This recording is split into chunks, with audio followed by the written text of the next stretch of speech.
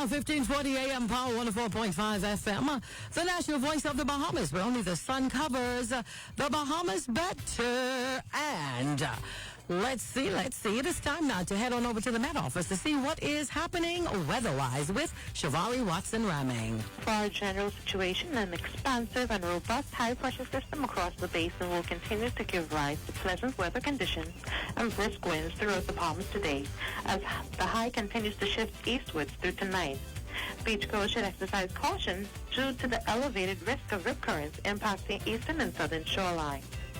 So for all areas, weather will be variably cloudy, very warm and windy, with a few light passing showers possible through tonight. A small craft advisory is in effect, with winds out of the east-southeast to south-southeast at 15 to 25 knots, and seas 3 to 5 feet near shore, with building 5 to 8 feet over offshore waters. Daytime high temperatures expected to get up to 86 degrees Fahrenheit or 30 degrees Celsius, with an overnight low temperature of 72 Fahrenheit or 22 degrees Celsius.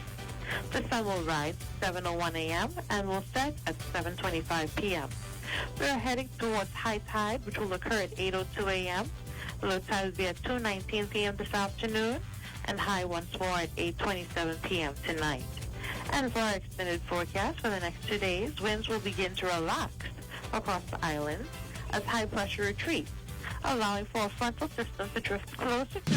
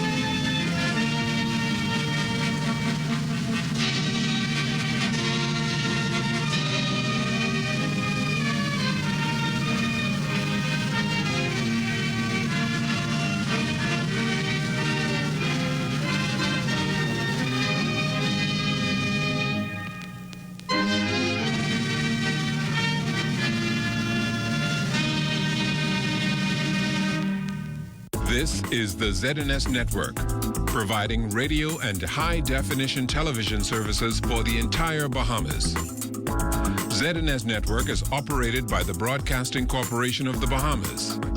It is located at Harcourt Rusty Bethel Drive, Centerville, Nassau. Our programming is designed to inform, educate, and entertain. We invite you to join us. The following is a preamble of the Constitution of the Commonwealth of the Bahamas. Whereas 481 years ago, the rediscovery of this family of islands, rocks and keys, heralded the rebirth of the New World. And whereas the people of this family of islands, recognizing that the preservation of their freedom will be guaranteed by a national commitment to self-discipline, industry, loyalty, unity, and an abiding respect for Christian values and the rule of law.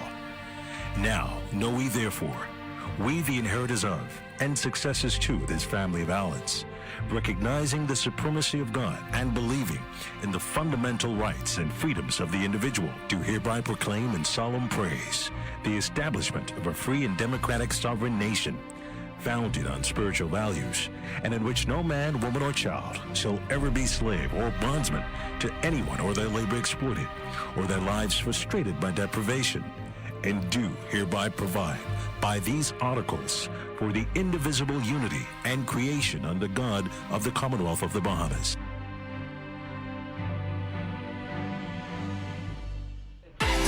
It's Thursday, March 31st, 2022, and the morning edition is live. On today's show, the impact of the royal visit. multi-million-dollar grant agreement signed to facilitate greater use of renewable energy. A married couple of nearly 7 decades speaks about love and marriage. And we get up close with the world leader in the women's 100 meters. So let's start the morning off right.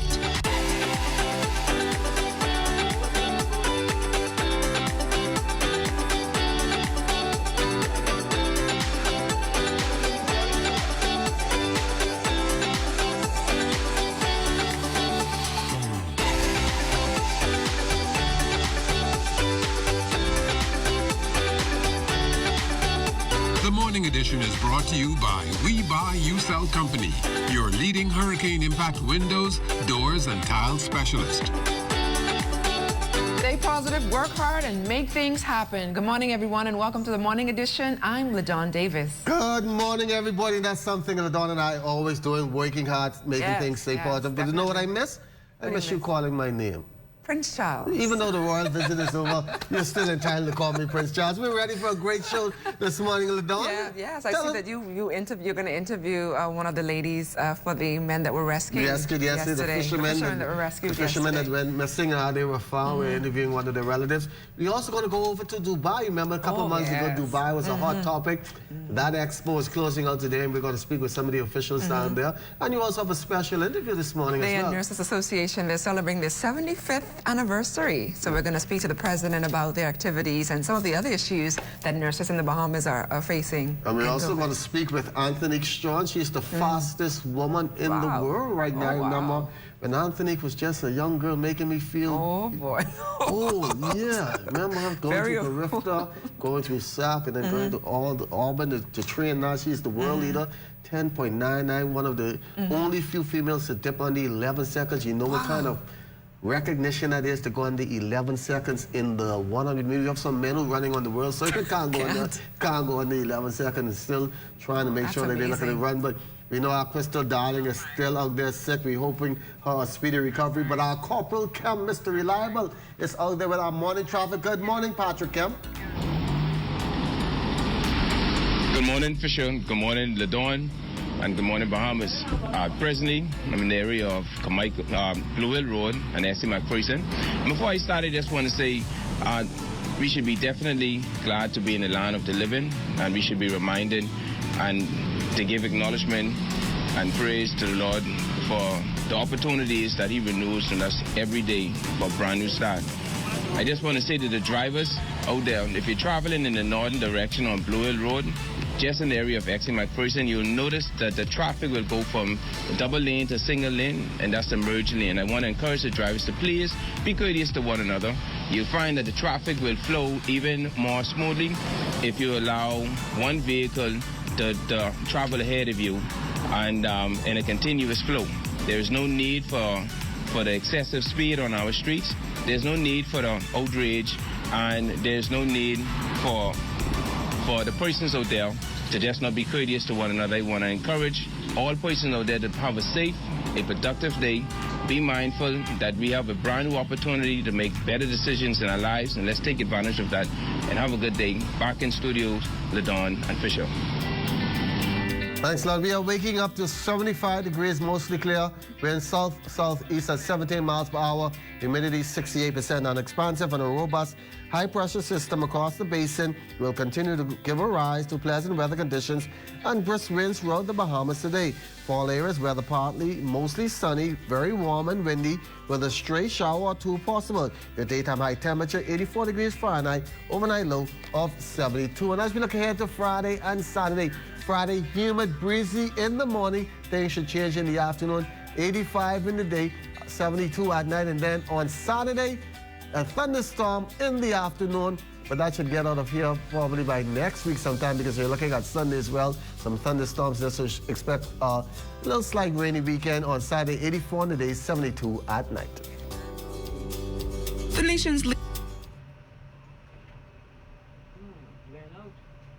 what I like people to know about women in leadership is that women being in leadership does not deny an opportunity to a man to be in leadership. We can all be in leadership together. And in fact, leadership makes its most effective decisions when it's getting those different viewpoints from all segments of society. My advice would be to young women to never rest on your laurels. Always be thinking about what is the next thing that you can do or need to learn. Let's take you now to our news headlines this morning. The nation's leader, Prime Minister the Honorable Philip Davis, telling House members during proceedings in Parliament Wednesday that the royal visit played a pivotal role in strengthening the bilateral relationship between the Bahamas and the UK, while showcasing all the Bahamas has to offer on the world stage. He noted that as one of the G7 countries, the UK is well placed to support the Bahamas' position with investors and lenders. Discussions are underway about providing more scholarships for Bahamian students and exploring ways to expand the exchange of goods and services between our two countries. In particular, we are keen for members of the Bahamian creative and cultural communities to have an opportunity to work in the UK. It seems most of the recent criminal matters under investigation have taken place in the inner city of New Providence. Member of Parliament for the Centerville constituency, the Honorable Jomo Campbell, acknowledging the crime challenges from the floor of the House of Assembly Wednesday. While addressing his constituents who may be aiding the crime problem, he also spoke to the public at large. Senseless is how he's describing the wave of recent killings of our young men. I find this loss to our country quite alarming. I'm aware that some of you must contend with issues at home and in your neighborhoods that may be beyond your capacity to solve. Many of you may be prisoner to your sphere of awareness, thinking that a life of crime is the best option to quickly address whatever economic or social problems you find yourself in. But I am here to tell you that this is not the answer.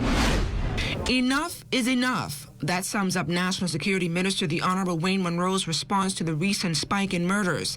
He cited the gradual shift in violent crimes over his lifespan, reiterating the fact that this issue needs to be addressed in the home. We need to start to impose on our children the value of honest work.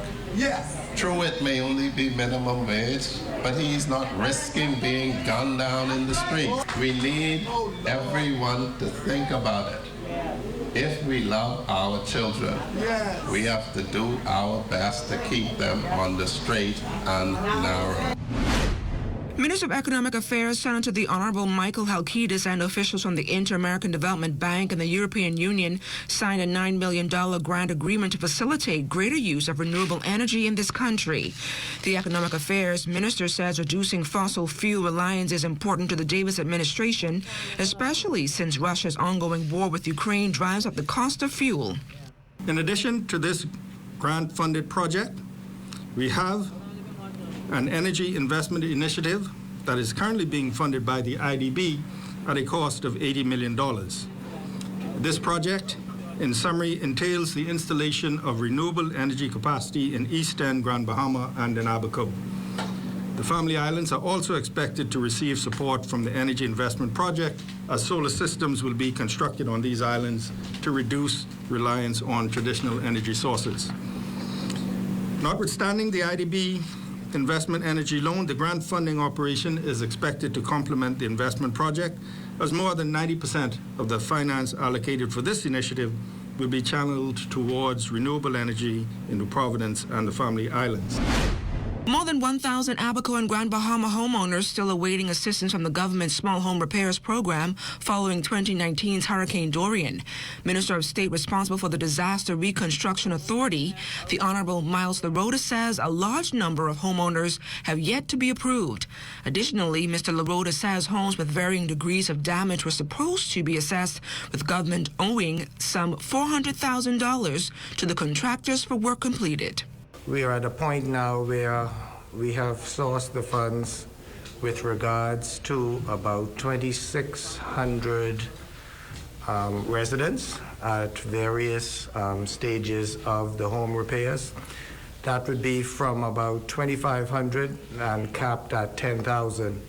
What we have to do, there are about 3,700 people in total, so there's an additional 1,100 people who have applied for assistance. However, the former cabinet only approved 2,600, so we have to go back to cabinet for approval for those other, just say under 1,100 people. I expect that to be done pretty shortly.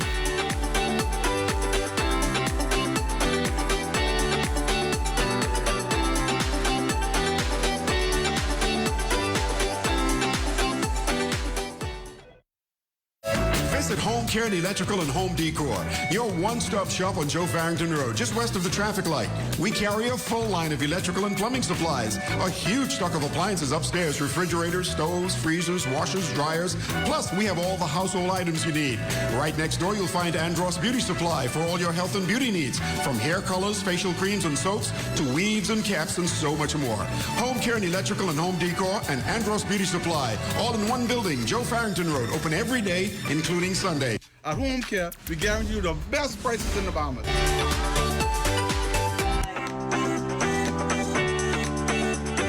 Families of Andrew Roll and Zephaniah Penniman, two fishermen that were lost at sea on Sunday, were relieved when they got the good news that they were found. This morning we are joined by niece of Penniman, Maggie Penniman. Good morning and welcome to the morning edition. Yesterday we spoke about the missing fishermen, and minutes later you phoned back to inform that they were found. Yes. Good morning, Mr. Fisher. Good morning, LaDawn. And so this morning we were waking up a lot happier than we were yesterday. And so, yes, my uncle Zephaniah Penniman and his friend Andrew Roll, they were all found just 7 miles off Grand Bahama. And so we were elated when we got the news. And so I want to take an opportunity to thank all the persons who would have assisted us in rescuing and bringing them back to dry land.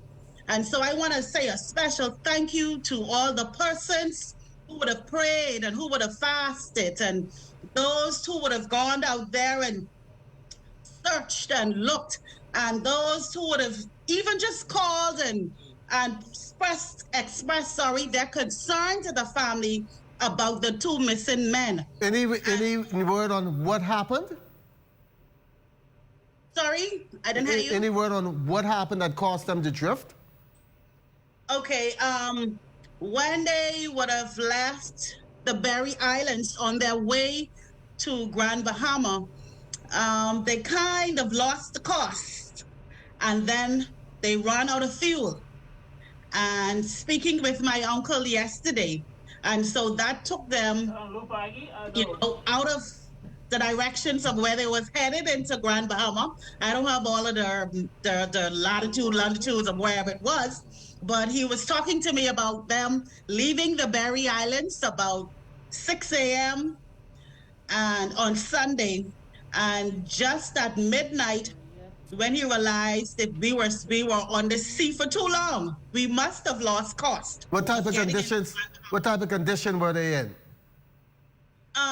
He said it was rough, but the waves were high, and then their boat started to take on water, and him and his friend Andrew, they take turn in bailing the water out.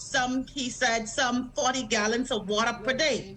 So he would take the morning shift or the day shift, and Andrew would do the night shift until they were rescued. To God be the glory. They're safe. And thank you so much for that great news this morning. We're so used to saying some things that may not happen, but good thing, like you say, thank God for everything. And thanks for giving us this interview this morning, Maggie. Thank you so much. I appreciate it. And thank you again, Bahamas, everyone who have helped us bring our uncle and his friend back to dry land, and they are doing well. Thanks a lot, and for everybody that were involved in that rescue. All right, some great news there. Well, to celebrate their 75th anniversary, the Nurses Association of the Bahamas is hosting a number of activities, including an ecumenical prayer service at St. Agnes Anglican Church at 10:30 tomorrow morning. Joining us live to talk about this major milestone and other issues affecting nurses is President Rebecca Johnson. Rebecca, welcome back to the Morning Edition. Yes, good morning, LaDawn, and thank you so much for supporting us. Yes, the Nurses Association of the Commonwealth of the Bahamas, we are 75 years this year on May 30th. So talk to me a little bit about some of the activities planned to celebrate 75 years. Yes, you mentioned, of course, we're starting off with prayer, as we should. We're having an ecumenical prayer service on Friday, that's tomorrow, at 10:30 at the historic St. Agnes Anglican Church. Some of our spiritual leaders will be there to pray with us and support us, and we're inviting all nurses to come out and attend. We're inviting our nurses from the Family Island to join us via Zoom, and we're just going to give thanks and praise to God for 75 years, and also, of course, for these last 2 years, for just guiding us and keeping us. So everyone's invited to come out tomorrow and to celebrate and to praise God with us. And speaking of those 2 years, how are nurses, I guess, faring in the fight against COVID-19? Well, it's going to take a while. You know, everybody is very thankful that, you know, the conditions are much better. And so it'll take a while for persons to really process what we went through and just the healing and just restoring and just trying to get back to some sense of normalcy. But we're very thankful for the conditions that we're experiencing now. Is there still a need for more nurses in the country and our efforts to keep them home working? Oh, yes, there is a global shortage of nurses. And we have quite a number of young persons coming into the School of Nursing at the University of Bahamas. But as you mentioned, our task now is to, when they have completed their studies, to encourage our nurses to remain at home and to care for our people and to build our profession. So I know our nurse leaders be sitting down and looking at what can we do to improve and enhance our retention strategies to make sure our nurses stay at home. You know, our nurses are highly skilled, highly trained, so they're sought after. So we have to do our part now to encourage them to remain at home. And as you reflect on the successes, are there any additional challenges nurses are faced with at various medical facilities, perhaps? Right now, I'd say that retention issues and maybe improvement in the work environment, they are some of the two top issues that we need to address. Rebecca Johnson, thank you so much for joining us here on the Morning Edition, and all the best to you and nurses as you celebrate 75 years. Thank you so much. Thank you for having us, and I'm looking forward to supporting all of our activities this year. Good morning, Bahamas. Well, it's been months since the Bahamas delegation visited Dubai and the World Expo. Well, today is the final day of that Expo, and this morning edition speaking with Michael Diggers, Deputy Commissioner General in Dubai, about the experience. Well, the last 4 months of the Expo has been pretty exciting.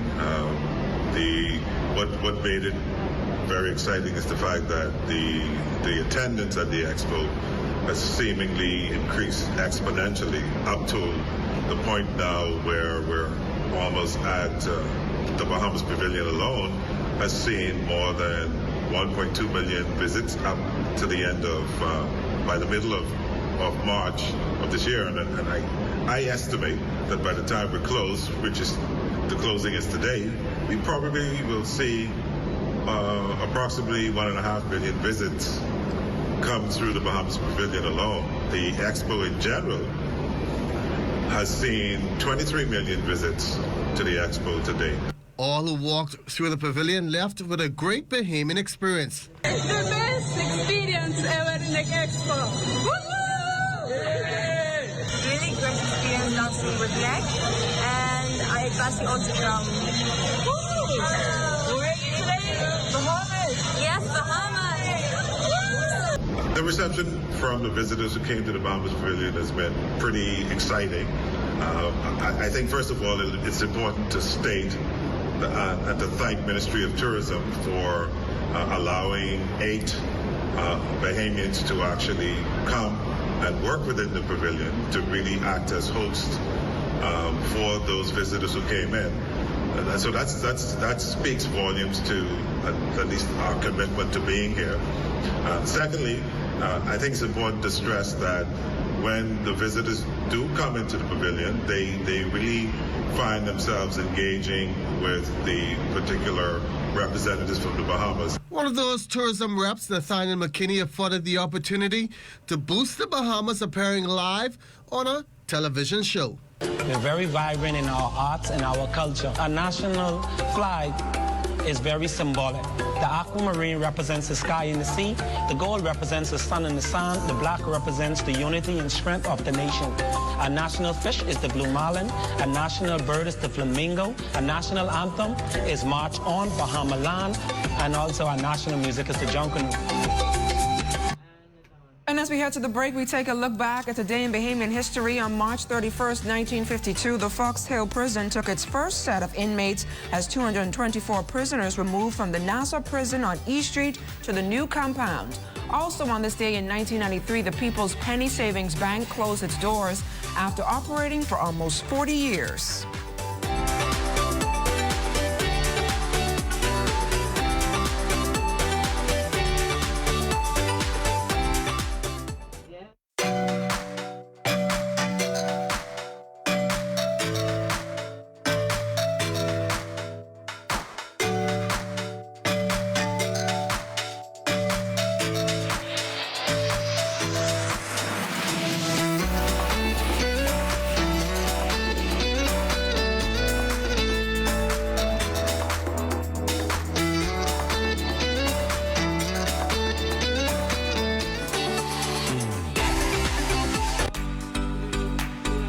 Over the weekend, Anthony Strong shocked the global track and field world, becoming the new world leader in the women's 100 meters, clocking a personal best 10.99 seconds at the John Wilmer Speed Fest in Jamaica. This morning, Amajan Knowles speaks with the Bahamian sprinter who became the 7th Bahamian woman to dip under the 11-second barrier.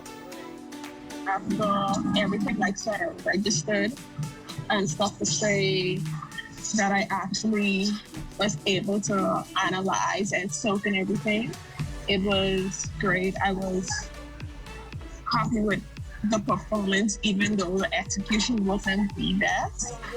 I was happy with it.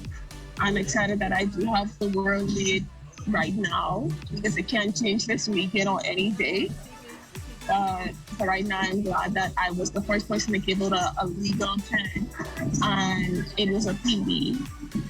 I honestly feel as if it was forever chasing this time, even I'm not a, well, let me not say that I'm not. I've never seen myself as a 100-meter runner, but I clearly do right now. Sean also spoke about starting the year off on a good foot after what she described as a tumultuous 2021. I did produce really nice times, despite everything, but the energy and the vibes of last year's season just wasn't something that I wanted. So I totally disregarded last year's season because I didn't want to bring that negativity into a new year with me. Key to Strawn's development and recent success is her training with the MVP Track Club based in Jamaica, home to several of the world's top sprinters. Throughout my entire career, nobody has actually worked diligently to help correct my technique and form, which was my biggest problem.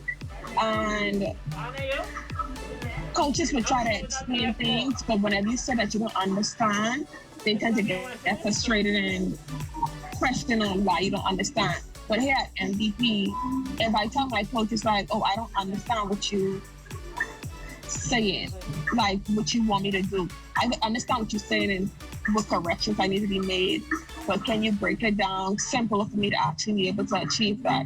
In his outdoor competition gearing up, Strawn on what's on her immediate agenda. I don't really have anything planned per se. I'm just going to open up in different sprint events and whatever hits. Well, the ball will bounce again, tipping off tonight in the New Providence Basketball Association after 2 years, and they're going to play at the Mecca AFLE Gym. 7 o'clock, yes, Giants will take on Asphalt Maintenance Resistance, followed by the Commonwealth Mine Giants taking on Breeze's High Flyers. NPBA President James Price explains just how things will be played. Where we stopped was in the semifinals, so we finishing off the semifinals and the championship. We only playing on weekends, so everybody could just do one COVID test a week and be permitted to run for the weekend. And there is a must to play or enter the gym. Vaccinated or not, are required to have a negative COVID test. You know, they good for 5 days. They have to present that to the door in order to enter. Players, fans, executive, officials, all. So no matter, no vaccination, you have to take your COVID antigen test to be able to play 5 days. Yes, the COVID antigen test would be accepted. You know, regardless of the status of vaccination or not. Long layoff, but price expect level play. Some players still a little out of shape, but the competitive nature, when they kick in, we can get the best of what they could do.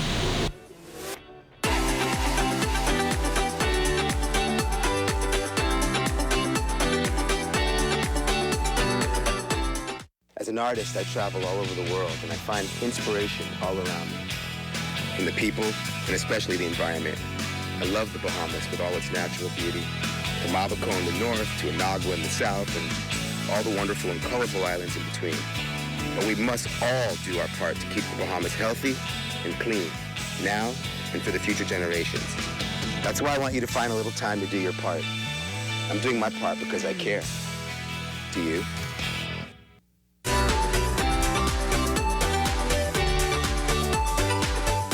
The day for love is in February, but for the Straughns, love is felt all year round. We caught up with the couple at their home to talk about their engagement, wedding vows, children, gardening, and their secrets to lasting, fun-filled marriage since 1955. Finally, we got it. And then we began to date constantly for about 6 months. Then I proposed. And those months of dating and finding true love in each other turned into nearly 7 decades of marital bliss for 90-year-old Duke Errol and his 96-year-old wife, Dorothea Straughn. Errol says he still enjoys his soulmate's cooking and pampering after all these years. And despite the small arguments, he has more love and respect for his wife now more than ever before. Not a regretful day, not a day to say, I'm sorry I married you. Never was mad. We had a little argument here and there, which don't mean anything because we never went to bed mad. Never. She never said no to me in any sense of the word. You know, or go do it yourself. The young couple got married on June 21st, 1955, and have 3 children. They have utilized several acres of land growing a variety of crops on their Soldier Road East home. Dorothea says what she loves most about being married to her husband Errol is his no-nonsense approach and sense of humor. He's easygoing, a little short of patience. But once you get to know, yeah, he is short of patience. Yes, he's short of patience. He did say he's not, but he's sort of, and he always tell me I'm very stubborn. That I agree with. You know, and once I decide to something, it's hard to make me change it. And I don't know what, but that's just my way. That is true. But in marriage life, I'll do it all over again. Dorothea says, unfortunately, staying married is not a journey many couples will survive for a number of reasons. Don't listen to gossip. Don't pay attention to the people who come and always bring in something to you. When they come once, cut them off. And they'll never come back again, and you'll live a better life. Because sometimes that's what causes problems in your marriage. But I'm one of them person, I don't pick up on news, I watch things for myself. And anything I see that I don't like, I'll tell him. And then we'll talk about it and be a little upset for a little while, but like I say again, when night come, you forgot all of that happened, because he is a wonderful husband. The Straughns gave this advice to couples looking to get married in the future. Don't just get married to get out of some other thing that was bothering you. When you get married, make up your mind that's what you want. Don't just do it because you think this is the best way out, because I don't think that will work. 1955 is a very, very special year. 66 years. Don't ask me nothing. That's the year my mom was born, you know, 1955. Okay. Very, very good year. But I'm sure you got some tips from that couple, happily married couple. I'm sure you're going to use some of that in your marriage union Oh boy. And be sure to stay tuned into the ZNS Network for news as it happens, TV and radio updates throughout the day. Then you can tune into the Northern Edition at 6:30 and the Bahamas tonight at 7. Boy, I don't have no inspiration in the studio to get married. What's the secret to a happy marriage? What's the secret? Keeping quiet, and that's what I'm learning. Oh boy. Have a great morning, everybody.